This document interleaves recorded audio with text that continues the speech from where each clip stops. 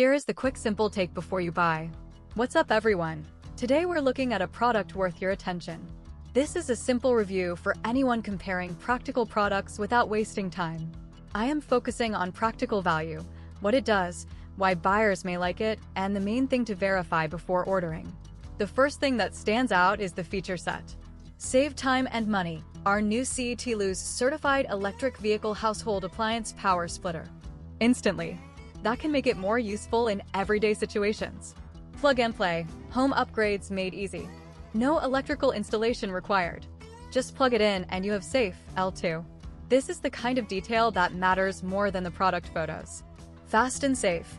Internal safety breaker protects home wiring from exceeding the 24-amp NEC maximum safe EV charging. For most buyers, that is where the value starts to show. The key positives are easy tech, daily use, and smart upgrade. The one caution is simple. Check the size, compatibility, and exact model before buying so expectations match the listing. One buyer summed it up well, saying it brief content visible, double tap to read full content.